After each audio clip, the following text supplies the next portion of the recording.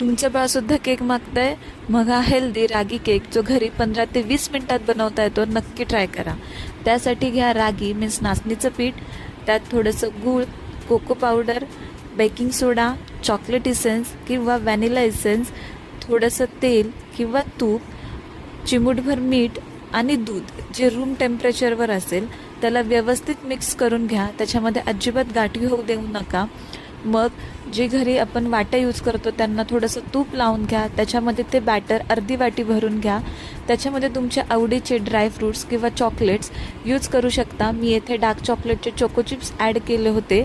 नंतर स्टीमरमध्ये त्या वाट्या ठेवून 15 ते 20 मिनटं मीडियम टू लो फ्लेमवरती त्याला स्टीम होऊ द्या. नंतर गॅस ऑफ करून 5 मिनटं वेट करा आणि नंतर ते केक तुमच्या फॅमिलीला आणि बेबीला नक्की सर्व करा. तुम्हाला ही रेसिपी कशी वाटली हे मला नक्की कमेंट्समध्ये सांगा आणि